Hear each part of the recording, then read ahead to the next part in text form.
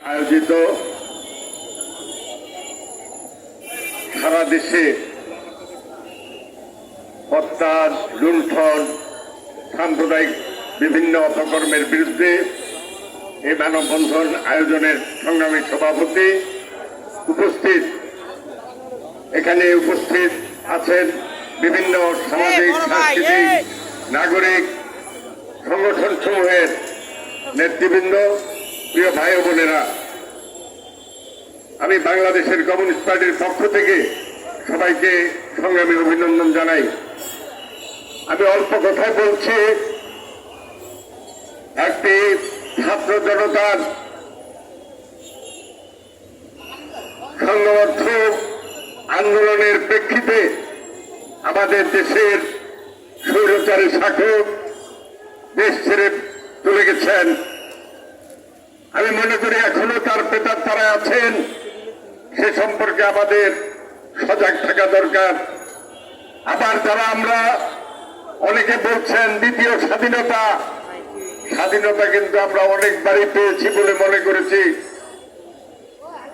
৭১ সালের পর থেকে, কিন্তু আমরা সেই স্বাধীনতাকে রক্ষা করতে পারি নাই। আমাদের শ্রমিক, কৃষক, মধ্যবিত্ত, নিম্নবিত্ত, জাতি, ধর্ম, বর্ণ নির্বিশেষে আজকের পরিস্থিতিতে আপনারা বিবরণের প্রয়োজন নাই আমরা কি অবস্থায় আছি। সেই অবস্থা থেকে উত্তরণের জন্য যারা আমাদের দেশকে একটি সুসংহত, সুসংহত একটি প্রতিষ্ঠিত সরকার গঠনের জন্য আপনারা দায়িত্ব নিয়েছেন, তারা যেন এই কথা ভেবে ভুল না করেন যে তাদের পেয়েছি যখন আমরা কদিন থেকে নেই। আজকে কিন্তু তাহলে আবার ছাত্র জনতা তাদের উত্তাল আন্দোলনের মধ্য দিয়ে আপনাদেরকেও ছাড় দেবে না। আজকে হত্যা, খুন, গুম, খুন যাই হচ্ছে, দখলবাজি বিভিন্ন ভাবে, আজকের পত্রিকাও দেখলাম একটি বিশেষ দলের লোকরা প্রায় ৩০টি আপনার জেলায় তাদের বিভিন্ন ভাবে আজকে সেখানে দখলবাজি শুরু করেছে। সেই ক্ষেত্রে তারা অনেককে সেখানে বহিষ্কার করেছে। এই বহিষ্কারে শুধু নয়, আইনের শাসন প্রতিষ্ঠায় আমরা যাতে এগিয়ে যেতে পারি, আমাদের দেশবাসী যাতে নিশ্চিন্তে তাদের স্বকর্ম পরিচালনা করতে পারেন, সেই আহ্বান জানিয়ে বাংলাদেশের কমিউনিস্ট পার্টির পক্ষ থেকে আবারও সবাইকে সংগ্রামী অভিনন্দন জানিয়ে আমার বক্তব্য এখানে শেষ করছি। সবাইকে ধন্যবাদ।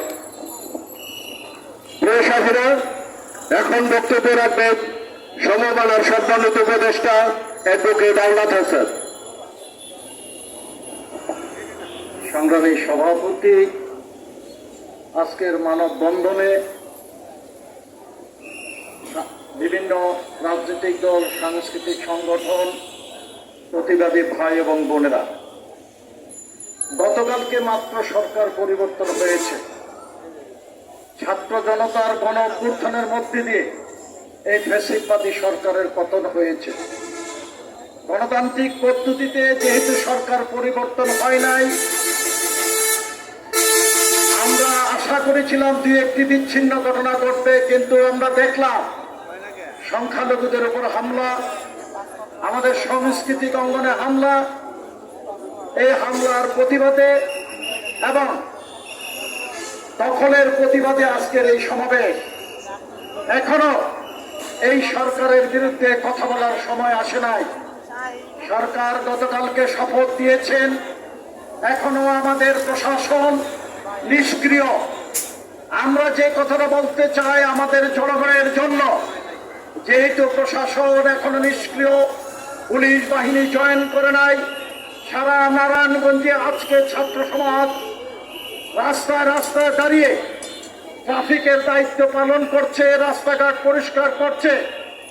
এই ছাত্রদের হাতে ওসমান পরিবার অস্ত্র দিয়ে তুলারাম কলেজকে ক্যান্টনমেন্ট পরিণত করেছে।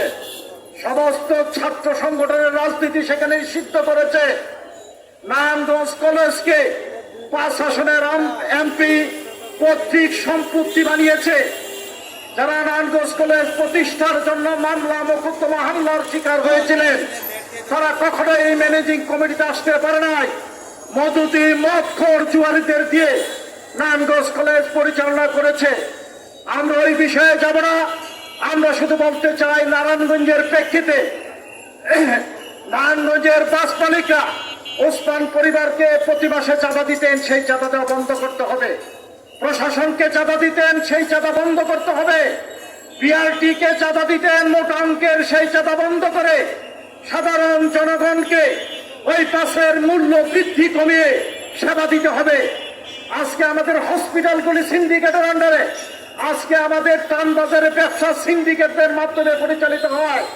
আজকে হামলা মামলা যদিও নারায়ণগঞ্জে কোন সংখ্যালঘুদের উপর হামলা হয় নাই, একটি শিশু মৃত্যুবরণ করেছে। সেই মৃত্যুবরণ হয়েছে শামীম ওসমান এবং অয়ন ওসমানের গুলিতে ছাদে। আমরা পরিষ্কার ভাবে বলতে চাই, যেখানে হামলা করবে এই আন্দোলনের নেতৃত্বে বিএনপি ছিল না, জামাত হেফাজত ছিল না, তারা সমর্থন দিয়েছে। গত 17 বছর বিএনপি আন্দোলন করে সফলতা আনতে পারে নাই, সফলতা এসে ছাত্র জনতার আন্দোলনে। অতএব আজকে আপনারা যদি বাস স্ট্যান্ড দখল, লঞ্চ স্ট্যান্ড দখল, হাট বাজার দখল করে আবার যদি সন্ত্রাসের রাজত্ব পুনরাবৃত্তি করতে চান এবং এই সরকারের যাত্রাকে বিনষ্ট করতে চান, এই ছাত্র জনতা আবার আপনাদের বিরুদ্ধে রুখে দাঁড়াবে। আমরা সাম্প্রদায়িক রাজনীতি চাই, গণতান্ত্রিক রাজনীতি চাই। এই সরকার পূর্ণাঙ্গ ক্ষমতা নেওয়ার পরে এখনো 2 জন উপদেষ্টা শপথ গ্রহণ করে নাই। শপথ গ্রহণ করার মধ্যে দিয়ে এই সরকারের উদ্যোগ এবং তার সক্রিয়তার মধ্যে দিয়ে আমরা সরকারের আলোচনায় যাব। আমরা শুধু আহ্বান করব, দ্রুত ক্ষমতা নিয়ে জনগণের মনে শান্তি ফিরিয়ে আনেন, আইনের শাসন প্রতিষ্ঠা করেন। যেখানে দলীয়করণ আছে দলীয়করণ বন্ধ করেন, চাঁদাবাজ বন্ধ করেন, সংখ্যালঘুদের উপর হামলা বন্ধ করেন এবং মানুষের নিরাপত্তা নিশ্চিত করেন। নয়তো ছাত্র জনতার গণ আন্দোলনের মাধ্যমে যে পরিবর্তন এসছে মানুষের মধ্যে, এর বিরূপ প্রভাব পড়ছে। সেই আহ্বান জানিয়ে সবাইকে ধন্যবাদ জানিয়ে আমার বক্তব্য সমাপ্ত করছি।